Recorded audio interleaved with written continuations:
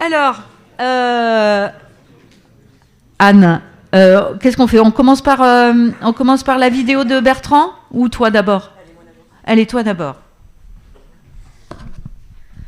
Donc, merci d'abord au Conseil régional qui nous accueille dans cette belle salle Sud de France. Puisque chaque année, pour l'instant, nous changeons de lieu. Parfois, la journée pro a eu lieu à Carcassonne, elle a eu lieu à Montpellier, à l'époque où OpenIG s'appelait Sigaler et ne travaillait que sur Languedoc-Roussillon. C'est la 23e édition cette année. Donc vous voyez, il y a de l'historique derrière. Et cette journée est organisée par une partie des adhérents de l'association qui sont réunis dans un groupe de travail. Donc je voulais tout de suite les remercier. Serge Herviou, Delphine Drajowski, Thomas Lequet, Camille Debroc, Philippe Abadi, des membres de l'équipe.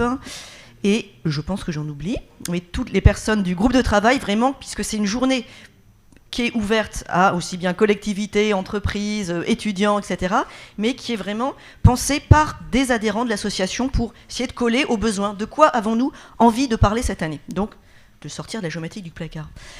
Donc, vous êtes très nombreux, presque 200, on n'a jamais été aussi nombreux, venant de 9 des 13 départements d'Occitanie, et puis d'un peu plus loin, hein, Nouvelle-Aquitaine, PACA, région parisienne, Savoie, à la fois des adhérents et des non-adhérents, et beaucoup plus d'étudiants que les années précédentes. Donc ça, vraiment, on s'en réjouit, notamment parce que vraiment, l'an dernier, on a adopté une stratégie de communication, et dans laquelle on a identifié que parmi nos cibles, il y avait les étudiants.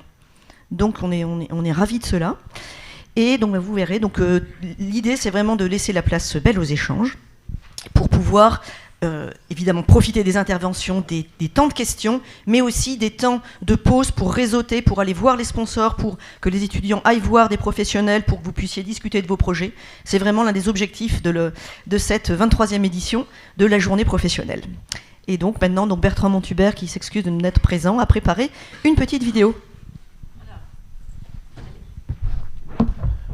Je ne suis pas Bertrand Montubert. Voilà.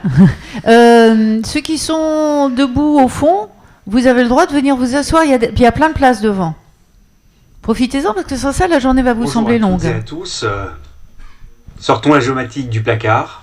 C'est le thème de cette nouvelle journée professionnelle 2024. Je suis absolument navré de ne pas pouvoir être avec vous aujourd'hui. Je suis malheureusement retenu par des problèmes familiaux importants. Mais néanmoins, je sais que cette journée va être un grand succès et autour d'un thème qui est effectivement extrêmement important.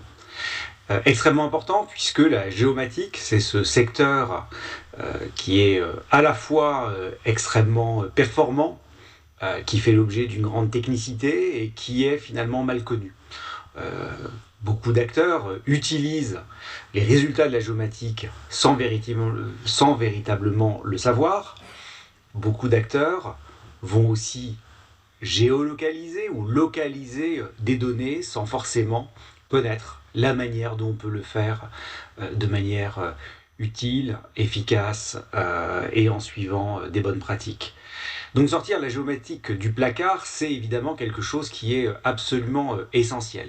Comment faire en sorte, en particulier, que ceux qui vont prendre des décisions dans le cadre des politiques publiques, je pense tout particulièrement aux élus territoriaux, comment faire en sorte qu'ils comprennent que la géomatique n'est pas uniquement quelque chose qui doit être réservé aux géomaticiens qui, bien que ce soit un domaine évidemment très technique, eh bien, doit amener à s'interroger sur la manière dont on forme des bases de données, dont on va les utiliser, quelles en sont aussi les limites parfois. Tout cela, c'est une forme de culture de la géomatique qui devrait être beaucoup plus répandue. Mais comment faire en sorte d'attirer l'attention des élus, de présenter les choses d'une manière qui soit un peu plus compréhensible en dehors du cercle des experts. Voilà des enjeux extrêmement importants pour tous les acteurs de la géomatique. C'est le cas pour OpenIG, c'est le cas aussi pour le Conseil national de l'information géolocalisée que j'ai l'honneur de présider par ailleurs. Je le disais aussi, aujourd'hui on localise beaucoup de données. Et on ne le fait pas toujours bien. D'abord, très souvent, une donnée va être de fait localisée, parce que c'est par exemple une donnée qui s'attache à un territoire, sans qu'on se pose forcément la question de l'échelle à laquelle on va définir le niveau de localisation. Et ces sujets sont évidemment importants parce que si on ne prend pas la bonne échelle, et bien tout simplement derrière, on ne sera pas capable, par exemple, de faire les bonnes analyses. Il y a un risque au fond avec la géomatique comme il y a avec les chiffres. Comme vous le savez, les chiffres, c'est souvent quelque chose d'assez frappant.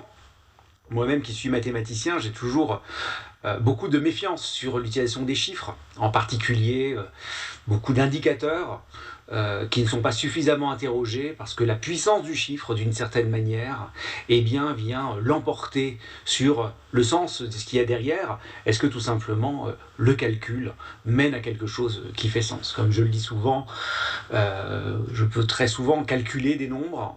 Est-ce que ces nombres ont un sens? Est-ce qu'ils sont censés représenter ce qu'ils... Est-ce qu'ils représentent vraiment ce qu'ils sont censés représenter? Ça n'est pas toujours le cas. Et bien aujourd'hui, avec le fait que les outils de géovisualisation, de data visualisation géographique, peut-être plus précisément, se sont fortement répandus, un peu tout le monde peut faire des cartes. Et on peut avoir le même problème avec les cartes d'une certaine manière qu'avec les nombres. Et là encore, eh bien, recourir à la compétence des professionnels de la géomatique me semble quelque chose d'absolument essentiel. C'est une des raisons d'ailleurs pour lesquelles, dans le cadre du Conseil national de l'information géolocalisée, eh bien, nous étendons notre périmètre de travail.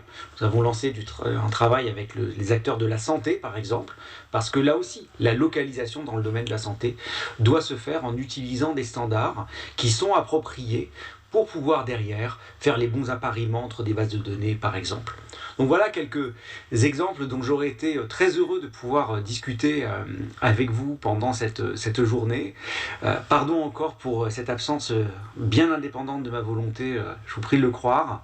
Et je vous souhaite à toutes et à tous d'excellents travaux en remerciant très fortement toute l'équipe d'organisation de cette journée professionnelle qui va en faire, j'en suis sûr, un succès. Bon travail. Merci.